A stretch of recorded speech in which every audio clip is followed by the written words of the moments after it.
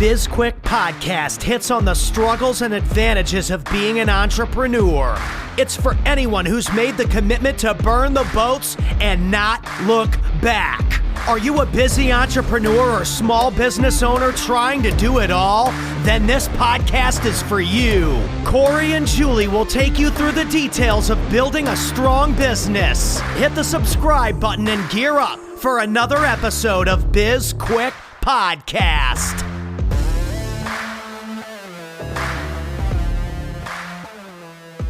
Welcome to BizQuik, everybody. What's happening? I'm Corey. Hey, Julie.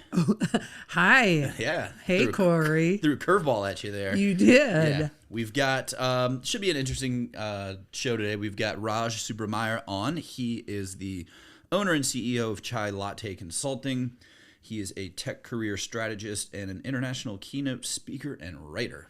So, can I ask you a question? Sure. What do you think David Breyer would say about Chai Latte Consulting? He would have some questions about it. Yeah, I feel like he would. That's fair. That's fair. But, at least he's not SB Space, so. Nobody is. That's just us. We are SB Space. So Raj he's a speaker. He's kind of an international sensation. Can I say that? You can. I don't know if it's true, but you can. I don't know if it's true either. I should take that back. He's an expert on leadership, right? Yeah, amongst other things. But yeah, he talks a lot about leadership development and, how to grow, build your career as a leader, boost your whatever, I don't know. Yeah. That type of stuff. Boost your business? Boost your, revenue? Leadership Salary? skills, like that type of stuff. Like how to improve, not boost, how to improve yourself to get the skills that you need in order to be a successful leader in whatever industry you're in. So he talks a lot about that. And I think that's what we're going to dive into today is leadership development, because I know that's something that you have done in your past, like career development at least. Mm-hmm. Leadership development. Don't shortchange me, Corey. Well, I don't know. I don't know your background. Who do you think made you into the leader you are? My mom. False. Yeah. False. Anyway, so talk about leadership development. Go. What do I need to know? Well, first off, you have to be a really good leader. Well, this is interesting. Interesting because I just heard this the other day. I want to say that I heard it during David Breyer's masterclass on branding, which, by the way, I'm in because I'm going to be a branding expert. That's why I asked you what you thought about the Chai Latte Consulting. I know you know that, but I wanted to share it with our listeners because I want our listeners to know all the things we're up to. But anyway, he was talking about this survey that was recently done where they talked about the number one, the number one trait that a leader needs to have. And do you know what came up number one? The number one trait that a leader needs to have? Yeah. Is this something that David did or something that it was a study or something It was like some that? study that was done. Compassion. Yeah, it was right along those lines, right? It's like compassion or empathy or, the ability to connect emotionally. How the hell am I such a good leader then? Well, here's the thing. You and I both know that's not the number one trait that a leader needs to have. Like right at the top, very high should be vision, right? You have to have vision to be a good leader. You have to be able to delegate. You also have to be able to, make decisions quickly and soundly, right? And, have a lot of resiliency because you're going to make mistakes and you got to own it, but then you just keep moving forward. So it's just interesting to see. I'll be very curious what Raj's thoughts are on leadership in general and sort of where he goes in that direction, because I just think that the results of that survey very much speak to the direction that we're going in society, where we're just, I used to always say we're actively participating in the dumbing down of America, which I still believe we are. But I believe even more rapidly than the dumbing down of America, we are actively participating in an America where the goal is to have less manly men. Yeah, so my best friend in the world, Adam Carolla, he talks about this often, and I totally agree. He wrote a book, I want to say it was maybe a decade ago, called "In 50 Years We'll All Be Chicks." Great book, but he just kind of, that's what he talks about. And then he goes on and on about like car commercials, for example. Like when we were growing up, when he was growing up, it's all like, oh, it's got torque and can jump over canyons and like all this stuff. And now it's just all good feelings. Everything's feelings. And that's where like I think that compassion as a leader, like whatever, all those soft and fuzzy things, like as a leader, I agree. I think that's the direction that we're going, that people are like, oh, I want a leader who connects with me. No, fuck off. You want a leader who's going to get the job done. All right. And make sure that you get your job done. Yes, there is time for compassion and empathy and, you know, your dog dies, take the day off, whatever, that's fine. But it's not like, I mean, this is business. This isn't feelings.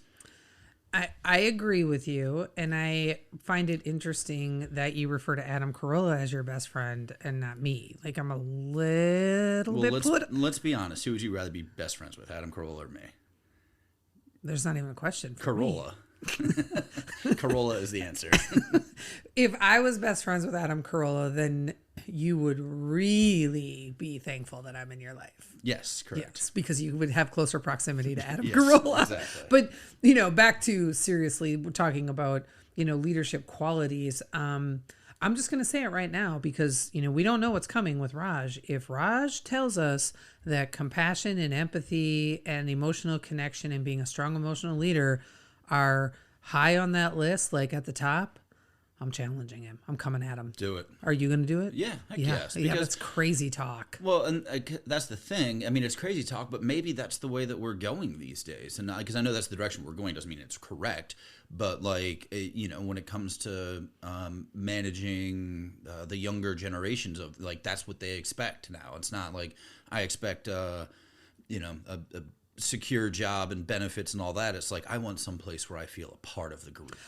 I want a safe space. There's that too, which is, I mean, maybe we're just crotchety old people now. We're like damn kids these days, but like it's like the Scooby-Doo. It's an episode of Scooby-Doo, something like that. But yeah, I mean, who knows? It's just I understand that there is a need for a little bit of that in business, but it shouldn't be what business is about. I agree. I just think, you know, there is a time and place for everything, and you know, you can get emotional connection and empathy at work without it coming from the leader, right? There are other ways to fulfill that need that don't make it so that you're running, you know, I don't even know what to say that wouldn't be offensive right now. Is that what HR is for? No, that's definite. Have you ever met an empathetic and compassionate HR person? No. Ann Laguza probably, but that's pretty much it. Aside from Ann, they're all crazy. They really, really are. They're nuts. So, all right, I'm excited for this conversation because I hope we get to challenge Raj a little bit. I'm looking forward to it. If I'm going to be so disappointed if he is on the same page as us, I'm going to be so disappointed. I'm looking for a fight today. We're just going to end the podcast? Yeah, my fight face is on today. Okay, great. All right, well, let's take a quick break and we'll bring Raj on. We've launched a whole new coaching program aimed at helping small business owners accelerate their revenue. This one-on-one, well, technically two, coaching is built around your schedule and your goals and will help keep you on track to make your business a success. There are no strings attached, no long commitments, and at $600 a month, it's priced perfectly for any small business owner. If you're struggling to find time to grow yourself and your business, or you want to find ways to improve your financial situation, head on over to sbpace.com/small-business-coaching to sign up. All right, everybody, welcome back to the show. We've got Raj on to talk about leadership development. What's happening, Raj? How's it going, man? I'm really happy to be here. We're excited to have you on the show. So tell us a little bit about yourself in terms of, because you do a lot of talks about leadership. You help people with leadership development, et cetera. So give us a little background if you don't mind. Sure. I think it'll be good to set some context for your listeners before I get into that. So I grew up in the southern part of India in a really conservative family. And throughout my childhood, I worked in different work environments where we followed a hierarchical structure. So you can never challenge the status quo. You cannot speak up. And that was pretty much my life. And then when I got to the United States, I saw things were different here. actually people can challenge things and debate things, which was something new to me. And I started embracing that concept. And I've been in the tech space for over 16 years now. And once I got into leadership roles starting 2012, I made sure that other people won't face the same consequences as me. And I wanted to be an open, transparent leader. And that was the path I wanted to be in. So currently I do leadership coaching for mid to senior level folks in the tech space, and also help people advance in their career. So that's kind of some context for your listeners. Excellent. So I'm Just jump right in. Ask him the question that I want to ask. you go. No, you ask, because I don't know which one you want to ask. Oh, well, I want to jump right in. What is the most important quality in a leader? I think the most important quality for a leader is being a good listener. Me, again, growing up in a different work environment and working in a totally different region, people who speak a lot, I thought, were the people who get more noticed. So I started following the same patterns when I was in the United States. But then slowly through experience, I found out that people who listen a lot make more strategic decisions and gain the respect of the team. And being a good listener is hard. It took me about 10 years to cultivate it, and I'm still a work in progress. So I really believe listening intently to what the other person is saying, and then responding based on that is something everyone should cultivate, and that's what makes them a strong leader. I can agree with that. It's not the answers that we were talking about earlier, so that's good. So we don't have to get in an argument today with you. But Not yet. Not yet. Not yet. We're going to give you another opportunity for an argument, though.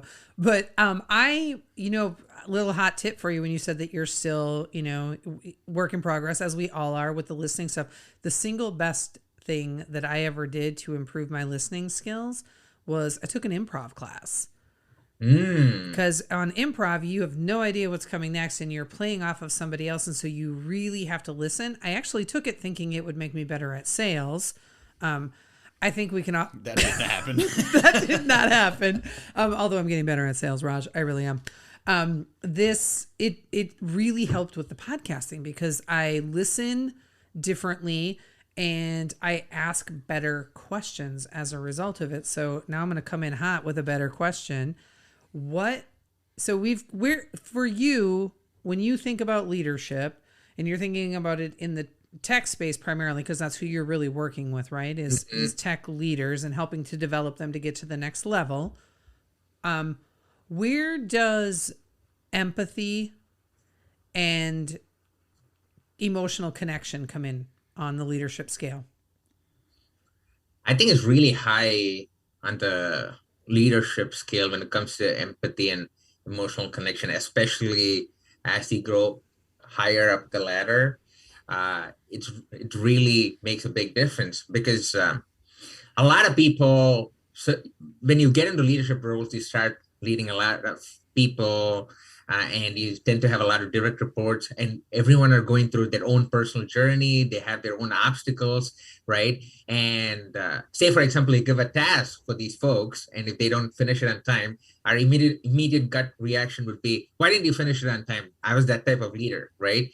But with COVID and all those things happening, people should go deeper and think about maybe there's something else which is happening. What is that?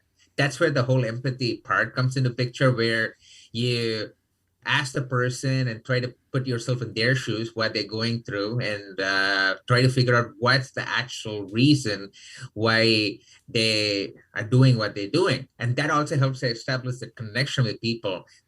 Your direct reports feel that, okay, this person is willing to listen to me and hear my struggles and pain points.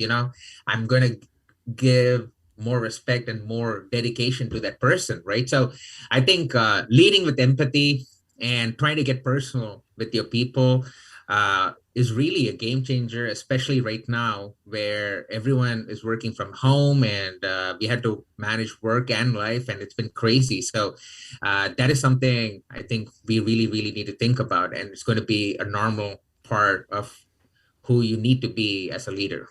Top 5, top 10? Where would you drop them in? Top 5, top 10, top Oh, 20? empathy is there. Empathy would be top 3, I would Oh. say, at 100%, because you really, really have to show people that you're human as well, right? So if you say top 3, we already talked about good listener. We talked about empathy. One more thing I want to just quickly mention, although you didn't ask, was vulnerability.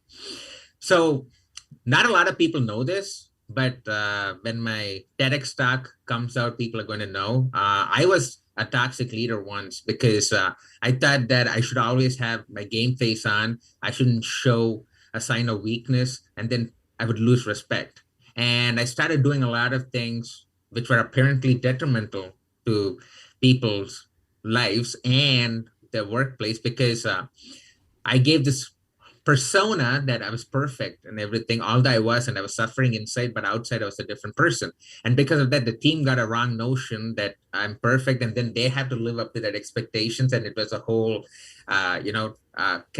catastrophic results because of that. And then it took me a lot of self-retrospection and coaching to start being vulnerable and show people I'm human. And once you show people you're human, then they know that, okay, it's okay to make mistakes, and we are here as a team and to learn from each other. So I believe vulnerability is another key point which people have to keep in mind. Okay, so I'm gonna challenge you a little bit here, Raj. So let me see how succinctly I can get this out by honoring our own rule of being succinct. If we've got the top 3 skills or qualities of a leader being listening, having empathy, and being vulnerable, like what are they leading with? I mean, don't you think that everyone knows that there's no expectation of perfection? I mean, there's no perfect beings, right? So I personally believe that I can be a strong leader without having empathy even fall in the top 10. If I'm leading a company and I am leading people, I believe those people, more importantly, need me to have vision, to have resilience, to be able to bounce back, to be able to be a good decision maker, to hold people accountable, and to delegate far before they need me to be empathetic. I've got a team of people. So if I'm truly building a business and building a team, empathy and vulnerability don't even make the top 10 for me personally. And I think the fact that we look at these skills we look at these traits now as being so critical to every element of our lives, that it's actually making us it's making us weaker as a society, right? There is sure, do I want people to empathize what I'm going through? But here's the reality, Raj. You can't empathize with me if you've never been through it. The very definition of empathy is that you've experienced it yourself, right? So, unless I got that definition wrong. You're asking the wrong person. Oh yeah, I know, because you don't have empathy. Empathy is about putting yourself in other people's shoes and trying to feel and see from their perspective what they're going through. You don't necessarily have to have the exact replica of experiences they've gone through, but you give them an ear, you try to feel what they're going through and see, based on your experiences, whether you could do something to help out. So that's what, in my definition, is empathy. And before you continue on, a couple of things, really valid point, right? If you have those 3, good listening, vulnerability, and empathy, then there are other skill sets as well. Yeah, I think for me, that is the top 3. But for you, it could be different. But this is the thing.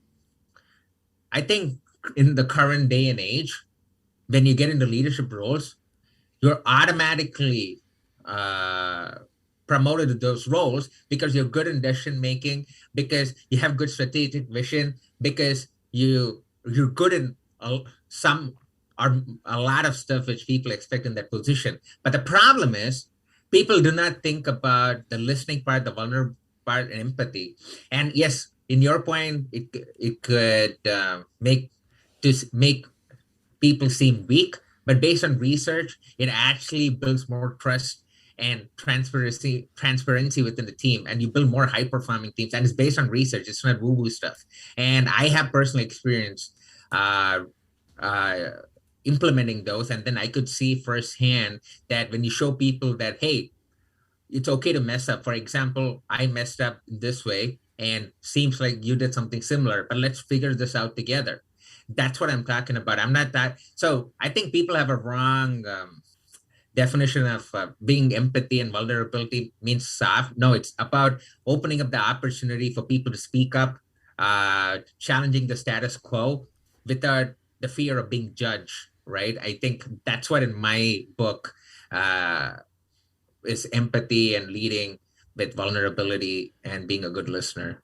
And yes, like I agree to a degree. Like you need to show that you're human, and that's basically like what I think you're kind of getting at there is that you don't want to just sit up in your ivory tower and just dictate and you're infallible and all of that, because nobody likes that for sure. But then there's like to a degree, like right around whatever election time, whatever election's going on, they'll show like news reports of like the person running for city council like having a beer with like the local folk. It's like, you don't drink beer, you don't go to bars, like it's like you see right through it. So there's like certainly a degree that like you need to be human, but you need to be real.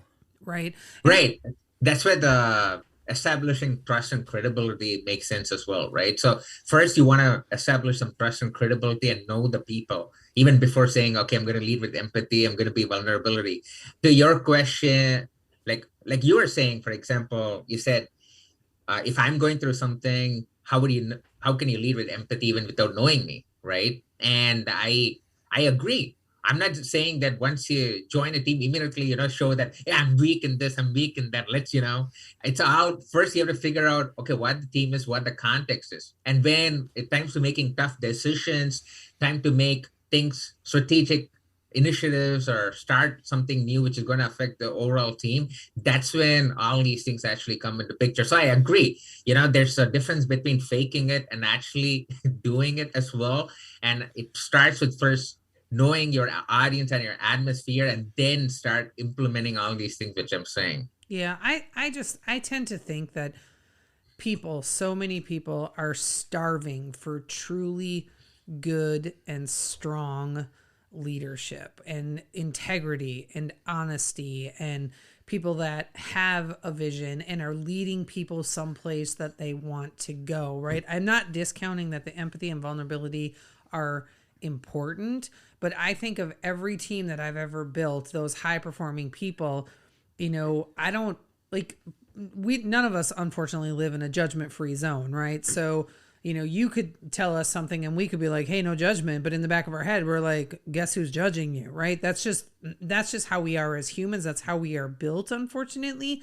But for every team that I've ever built, I lead with when somebody's joining the team or even considering joining the team is, basically an upfront contract of, this is how we work on this team. These are the expectations of you. This is the commitment from me. This is what you can count on me for. And establishing that trust through telling them this is what we do and then actually doing those things, right? Can I express vulnerability? Sure. Do I need to establish trust and for them to want to follow me? Absolutely not. Because what I've learned is, if somebody's going to come on your team and put essentially a big part of their future and their career in your hands, they want to know you're leading them someplace that's worth going. And to me, that doesn't come through empathy and vulnerability. That comes through vision and integrity. And I don't agree that those skills are prequels to getting a leadership job. We know a lot of leaders, and Raj, I know you know leaders too, who got put into leadership positions that don't have any of those skills, right? So I just kind of challenge where the empathy and the vulnerability land. I think they're important for leaders. I don't think that they're that important, but I'm with you 100% on listening. Like you can't be a good leader if you don't listen. And I do agree that as a leader, you need to set clear goals, expectations, and set deadlines, and then let the team are the individuals, commit to that and hold them accountable to it. That is 100% part of being a good leader, right? So, and yeah, that's why talking about what are the top 5 skills, top 3 skills sometimes could vary based on the person's experience and what atmosphere he or she has been. But I agree with you. Traits of being a good leader starts with having clear vision, setting goals, deadlines, expectations, and then developing the person and making them accountable. I think it starts with that. And as part of the journey is all these things which we have been talking about, which comes into play. But based on my experience in the tech space, I agree that not a lot of people already have those things because they just get grandfathered into leadership roles. Maybe that's the right word for it. But Yeah. Based on what I've seen, I think with in the age of social media and a lot of online resources and their own experiences, people already are aware of those things, which has to be the to be the bar if you really want to make it into a leadership role, right? So they are expected to already have those traits, but not a lot of people are open to listening to people or trying to see things from their perspective, right? So yeah, valid points, definitely. So we're gonna have to start wrapping up here, but I got one last question for you. So, in my opinion, like good leaders have like that leadership skill, that ability, whatever you want to call it, is somewhat inherent. It's a part of their personality. So it's like there are things that you can learn to become better at being a leader, but like not everybody can be a leader. Do you think that can be coached, or is it just like some people are just destined to never lead? That's also, I think, a really subjective question, but I firmly believe that everyone is a leader in his or her own way, because you may have been in a position of leadership at school, at work, or even at your home. It's all about how you harness those trends and focus it on different aspects which actually match to the vision or goals of the company or whatever organization you work for. I feel everyone can be a leader. If they don't have the leadership skills, then you probably want to have a coach or a mentor who can identify those things for you and then make you work on that. And if you reciprocate the same way the coach is reciprocating his or her interest, then anyone can become a leader, because that's the fact. You were in a leadership role at some point in your life, right? So it's all about what do you want to do in life. And I firmly believe leadership can be coached, but it's better when a person already has this dying desire to become a leader, right? Then you have already a motivated person, and then you could just put him or her in different fields.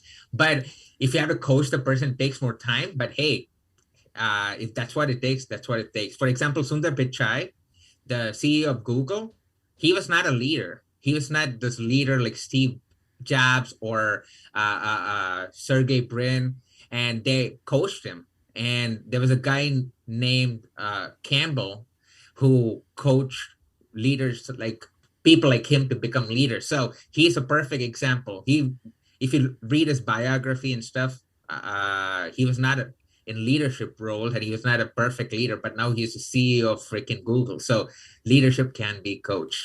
And I think you brought up a good point there, that probably the most important thing for anybody who's getting into possibly being a leader, that desire. Like you have to want to be a leader, and that's probably the most important thing to start with. Right. Didn't have to have the desire to do it and the motivation. Yeah. But all right, we got to wrap it up there. So before we go, is there anything that we can do for you?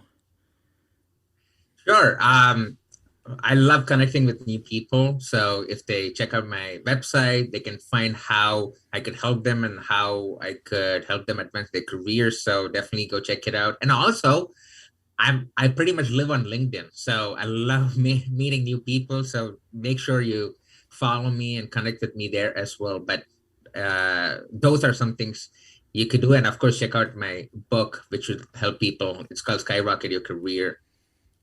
Awesome. Yeah, and all of that will be in the show notes for everybody with links. And thanks again, Raj, and thanks to our listeners. Yeah, thanks, Raj. We really appreciate you. Were a good sport through this because we had a lot of opinions on this, and honestly, you almost changed my mind. You didn't, but you almost did. So nice work there. If anyone's interested in working with us, you can connect with us on our website, sbpace.com. You can also find us all over social media. We're on LinkedIn, we're on TikTok, Instagram, Facebook, and we have a YouTube channel.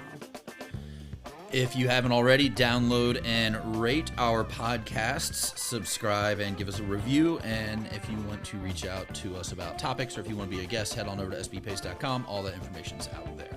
And you know what's coming next? We have a book. It's called Seriously Now What? A Small Business Guide to Disaster Preparedness. It is a #1 bestseller on Amazon.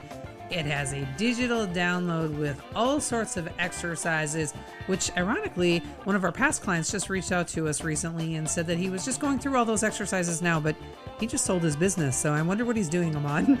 And if you have the book, head over to Amazon, rate and review us because we love the ratings. That's it for today's show. I'm Corey. I'm Julie. And this was BizQuik, helping small businesses across America.